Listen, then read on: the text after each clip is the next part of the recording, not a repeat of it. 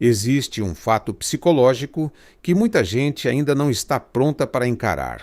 Várias coisas que você considera completamente normais podem, na verdade, ser respostas criadas pelo seu cérebro para lidar com experiências traumáticas.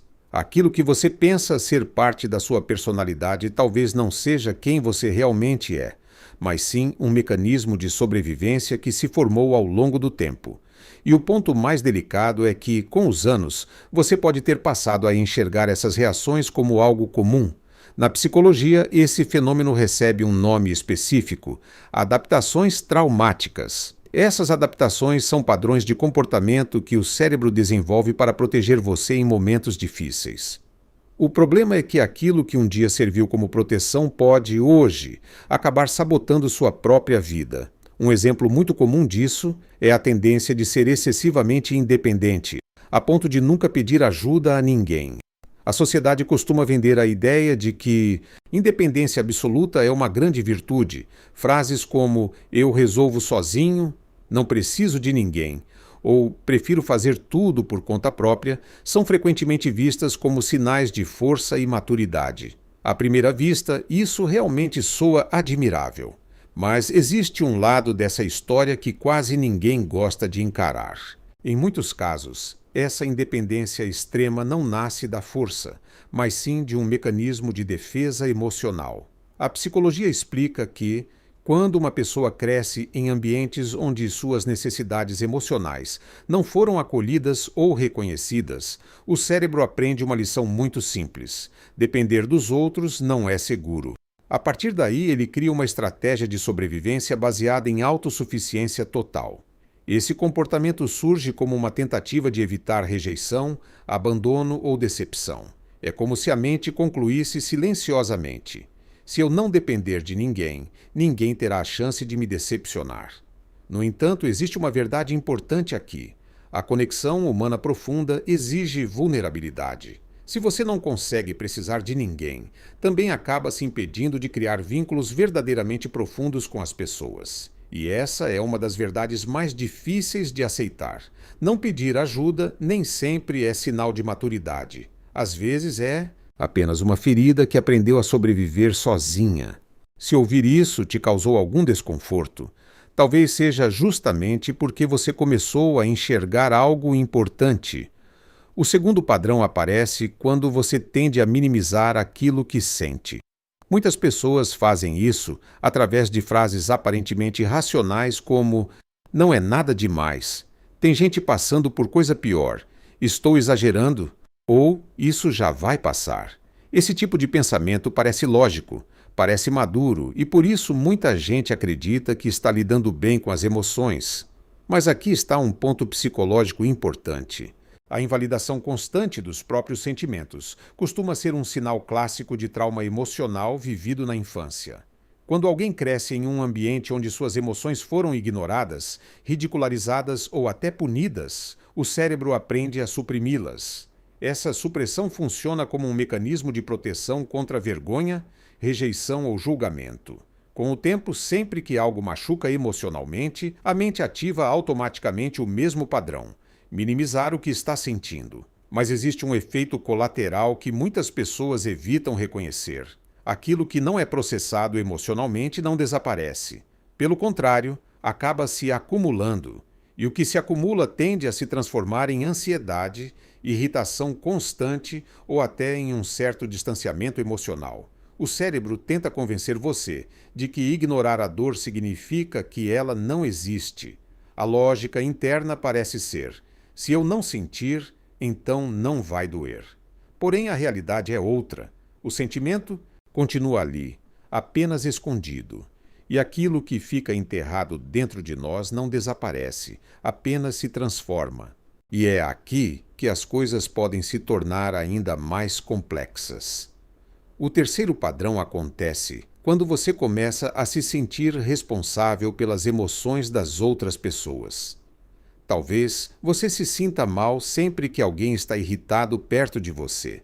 Talvez tenha dificuldade em dizer não porque teme decepcionar alguém.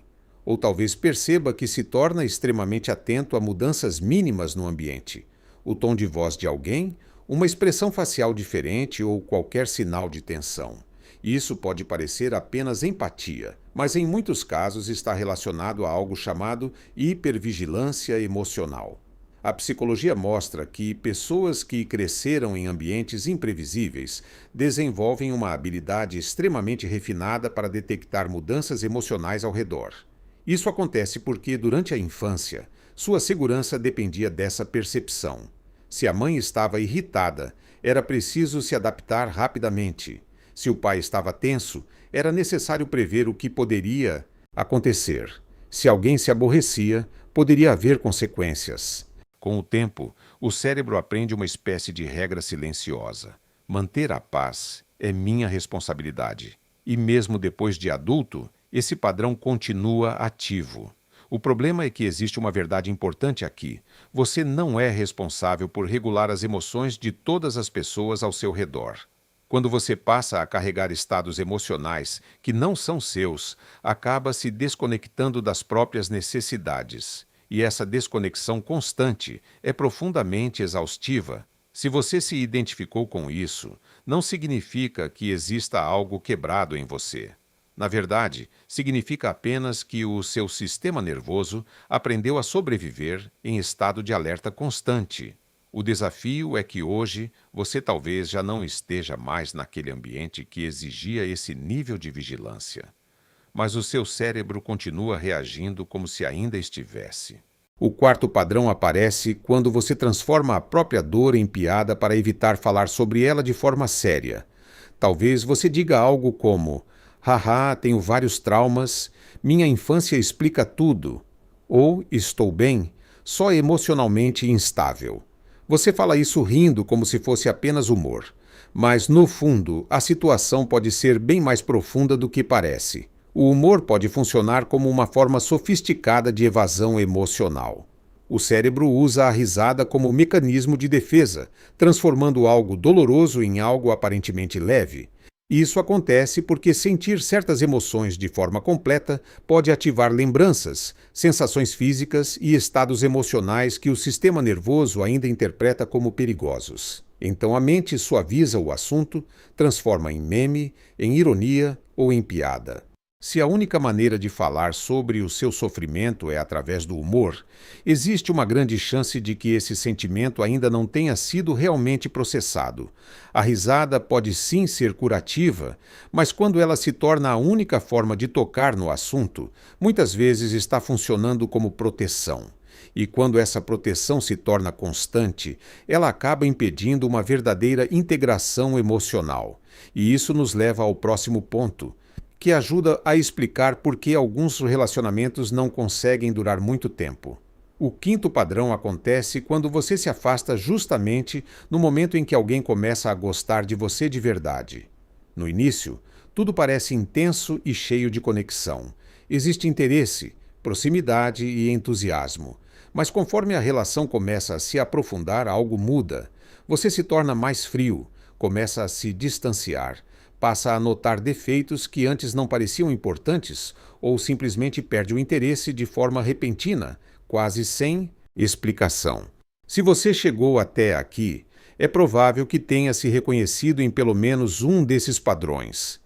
E se alguma parte disso te causou desconforto, isso não é necessariamente algo ruim.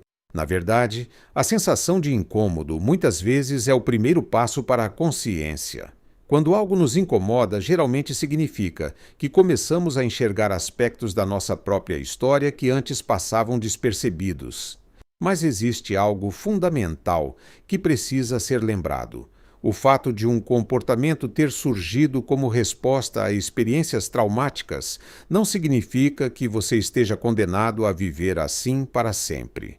Pelo contrário, significa apenas que, em algum momento da sua vida, seu cérebro foi inteligente o suficiente para criar formas de te proteger.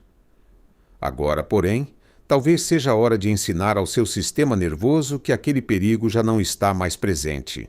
Se você deseja começar a quebrar esse ciclo, o primeiro passo é observar esses padrões com curiosidade e não com julgamento. Em vez de se criticar, pergunte a si mesmo: quando foi que eu aprendi a reagir dessa forma? A partir daí, comece a experimentar pequenas doses de vulnerabilidade em ambientes seguros. Mudanças profundas raramente acontecem através da culpa. Elas acontecem quando surge compreensão. E compreender algo sobre si mesmo tem o poder de transformar a maneira como você vive e se relaciona. Agora vem um detalhe que quase ninguém comenta sobre esses 5 padrões. Eles não aparecem de forma isolada. Na maioria das vezes, eles funcionam como um sistema. A pessoa que aprendeu a ser extremamente independente, muitas vezes também tem dificuldade em reconhecer as próprias emoções. Quem minimiza aquilo que sente, frequentemente também carrega a responsabilidade emocional de todo mundo ao redor. E quem passa a vida tentando manter a paz, acaba esquecendo completamente de perguntar algo muito importante: o que eu realmente preciso? Com o tempo, isso cria um padrão silencioso. Você se torna forte para todos, disponível para todos, compreensivo com todos, mas raramente oferece esse mesmo cuidado para si mesmo. E é aí que aparece um cansaço difícil de explicar. Não é apenas cansaço físico, é um desgaste emocional constante, de estar sempre em alerta, sempre analisando o ambiente, sempre tentando evitar conflitos ou decepções. Seu sistema nervoso nunca desliga completamente. E quando você vive assim por muito tempo, começa a acreditar que isso é simplesmente quem você é. Mas aqui está algo importante que a psicologia deixa muito claro. Esses comportamentos foram aprendidos. E tudo aquilo que foi aprendido também pode ser reaprendido. Isso não significa apagar o passado. Significa apenas ensinar ao seu cérebro que hoje existem novas possibilidades. Que depender de alguém não significa necessariamente ser abandonado. Que sentir emoções não significa perder o controle. Que dizer não significa decepcionar todo mundo. E que permitir que alguém se aproxime não precisa terminar em dor. O processo de mudança começa com algo simples, mas poderoso: perceber o padrão enquanto ele acontece. Porque no momento em que você começa a enxergar esses mecanismos, eles deixam de agir completamente no automático, e é justamente aí que começa a verdadeira transformação. Se este conteúdo te ajudou a perceber algo que antes passava despercebido, deixe um like para que mais pessoas também possam entender melhor esses padrões. E, se quiser aprofundar ainda mais esse tema e compreender melhor a si mesmo, assista ao próximo vídeo. Nos vemos lá!